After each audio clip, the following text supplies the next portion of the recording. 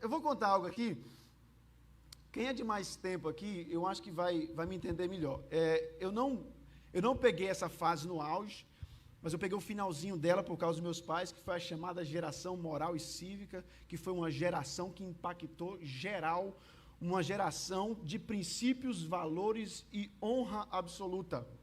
Eu não peguei isso aí, mas meus pais pegaram o ápice dela e me ensinaram.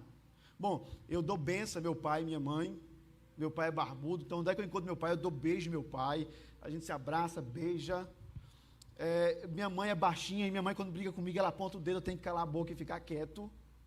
Então a geração moral e cívica foi uma geração que não abriu concessão, foi uma geração que trabalhou, que lutou e que batalhou muito para chegar onde chegou.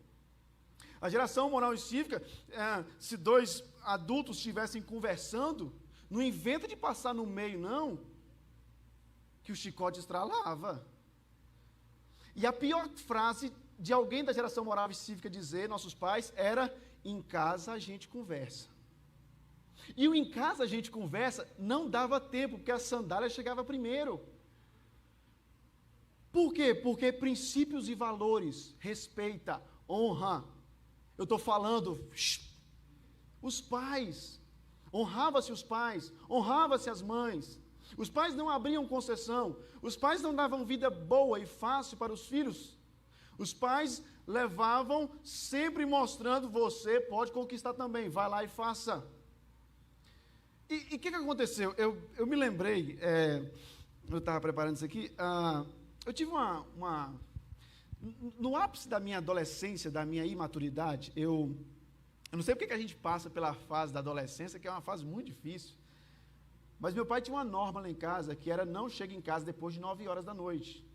Que o dia que você chegar em casa depois de 9 horas da noite, você vai dormir na rua. E no ápice da minha adolescência, de achar que você é dono do mundo, achar que era dono de tudo, eu, para provocar meu pai, cheguei depois de 9 horas da noite uma vez.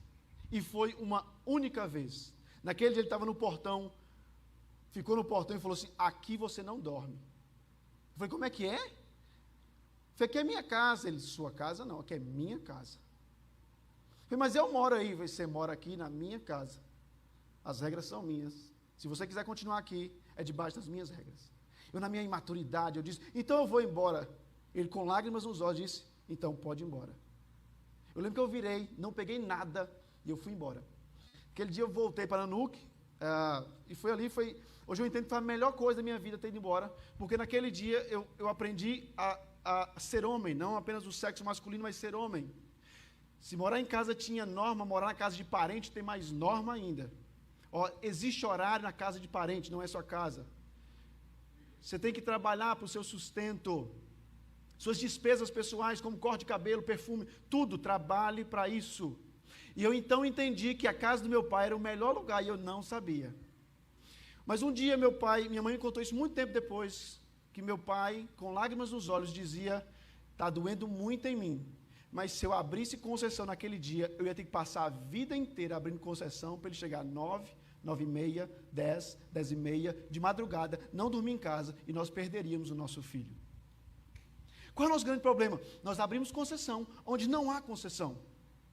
Nós vivemos dando jeitinho brasileiro em tudo. Nós damos jeitinho brasileiro na fila do banco, na vacina, nós damos jeitinho na igreja. Nós vamos dando jeitinho. O cara canta bem, mas está com a vida toda errada, dá um jeitinho. Ó dó. E o problema é que se você fazer concessão, outros vão olhar e fazer: por que ele pode e eu não posso? Você abriu um precedente. É terrível isso. Então, Josué teve a ideia: não vou facilitar para vocês. Vocês querem terra? Vocês são muito grandes. Parabéns, eu também acho que vocês são grandes. Também acho que vocês merecem mais terra. Mas quer saber de uma? Trabalhem, regaça a manga da camisa, conquistem, porque vocês são um povo numeroso. Vocês podem chegar muito mais além. Agora eu não vou dar nada de mão beijada para vocês. Meus irmãos, a gente precisa entender que, eu sei que os tempos mudaram, eu sei que hoje, e eu quero aqui, num desfecho, qual foi a pior tragédia da geração moral e cívica? Foi uma geração que trabalhou, que ralou, que se esforçou, que suou sangue, mas que teve uma infeliz ideia de dizer: meus filhos não vão passar o que eu passei. Mal sabendo eles que o que eles passaram tornaram eles quem eles eram. E quando eles abrem esse precedente, nós temos hoje uma geração que não honra pai e mãe, que morre cedo por causa disso, que não honra os seus pastores e seus líderes espirituais, que não honra a sua comunidade, que não honra os mais velhos.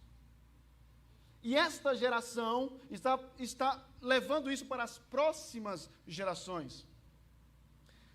Quando eu estava ali no final da minha licenciatura em filosofia, eu fui dar aula no Colégio da Polícia Militar, lá na minha cidade, e uma das coisas mais bizarras que eu vi ali, o menino, ele era um anjo dentro de casa. Não sei como os pais viam isso, na escola ele não era um anjo, ele era outra coisa, mas os pais achavam que era um anjo. Eu nunca vi uma coisa tão terrível, final de ano em escola.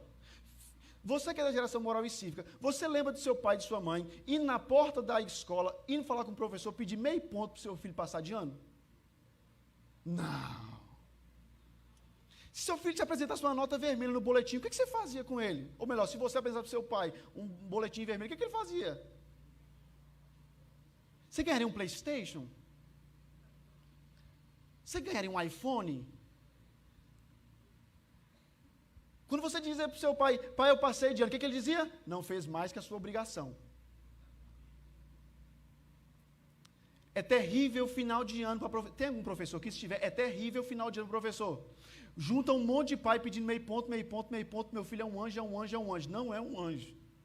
É terrível. E por que é isso? Esse menino, ano que vem, ele não vai precisar apenas de um ponto, ele vai precisar de 2, de 3, de 4, porque ele aprendeu que toda vez que ele precisar de meio ponto, ele vai no pai, e o pai pede para o professor. E abre-se concessão onde não existe concessão.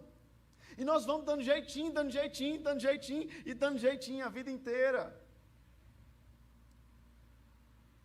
Nós precisamos disso. Olhar para isso com outros olhos. Nós precisamos de um Josué na vida da gente, que vai apontar o dedo na ferida e falar, você está errado. Muda a sua direção. Nós precisamos de gente que nos confronta, nos coloca no caminho da mudança. Nós precisamos de gente que vai apontar o dedo na ferida e falar, você está errado, o caminho não é por aí. Nós precisamos de gente que fala, eu também te acho fera, eu também te acho muito grande, agora vai trabalhar e vai conquistar. Também te acho que você tem muitas ideias e você é excelente, mas vai trabalhar. Eu não vou ficar a vida inteira te dando dinheiro.